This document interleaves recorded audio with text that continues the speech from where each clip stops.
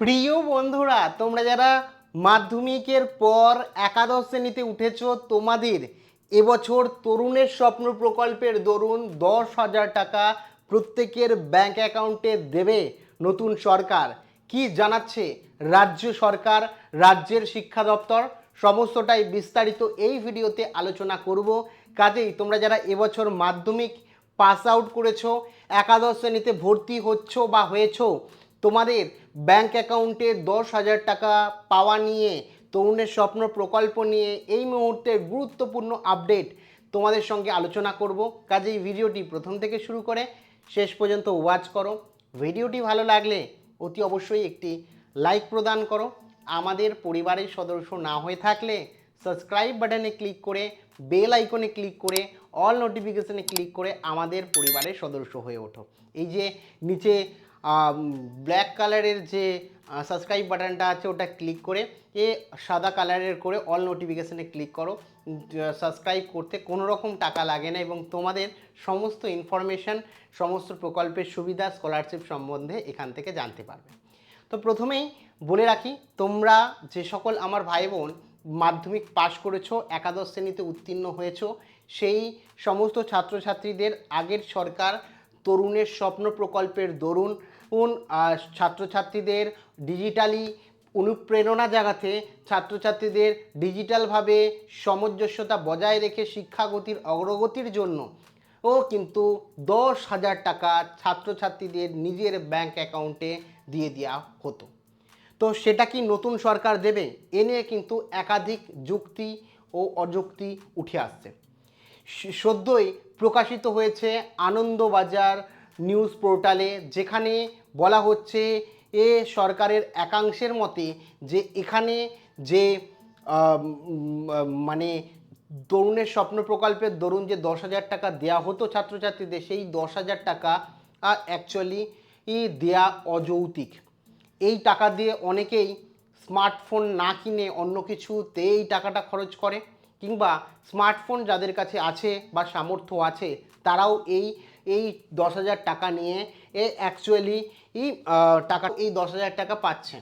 কাজেই এই টাকাটা ছাত্রছাত্রীদের অ্যাকাউন্টে না দিয়ে, এই টাকাটায় দিয়ে মানে 10,000 টাকা করে যে ছাত্রছাত্রীদের দেওয়া হয় সেই টাকাটা বন্ধ করে তার পরিবর্তে শিক্ষা প্রতিষ্ঠানের উন্নতি, তার পরিবর্তে ছাত্রছাত্রীদের ক্লাসরুমকে ডিজিটালাইজ করা, ছাত্রছাত্রীদের স্কুলকে পরিবেশকে আরও সুন্দর করা। কারণ আমরা দেখেছি অনেক স্কুল, অনেক শিক্ষা প্রতিষ্ঠানে অ্যাকচুয়ালি ভালো টয়লেট নেই, ভালো বাথরুম নেই, আর শিক্ষা ব্যবস্থায় ক্লাসগুলো এই গরমের মধ্যে ক্লাস করার অযোগ্য, সেই সমস্ত শিক্ষা প্রতিষ্ঠানকে ঠিক করা, এটাই একাংশের মত রয়েছে।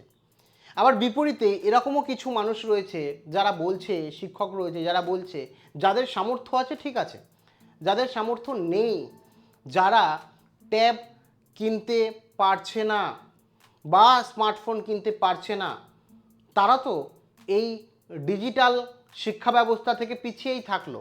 কারণ এখন স্কুলেও হোয়াটসঅ্যাপ গ্রুপ চালু হয়েছে। হোয়াটসঅ্যাপটা শুধুমাত্র কমিউনিকেশান না, শুধুমাত্র গল্প গুজবের জায়গা না, এখন শিক্ষারও একটি অঙ্গ হয়ে উঠেছে।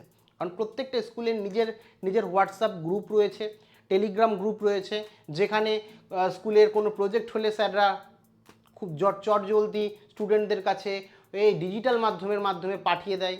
অনেক জায়গায় অনলাইনে পঠন পাঠন রয়েছে। আমরা দেখেছি যে লকডাউনের সময় এই ডিজিটাল প্ল্যাটফর্মে ছাত্রছাত্রীদের শিক্ষার একমাত্র ভরসা হয়ে উঠেছে, অনলাইন ছাড়া কোনো উপায় ছিল না। সেই কারণে যারা কিনতে পারছে তো ঠিক আছে, তাদের না দিলে কোনো সমস্যা নেই। যারা কিনতে পারে না তাদের যদি না দেয়, সেক্ষেত্রে কিন্তু তারা কোথাও না কোথাও পিছিয়ে থাকবে তাদের থেকে।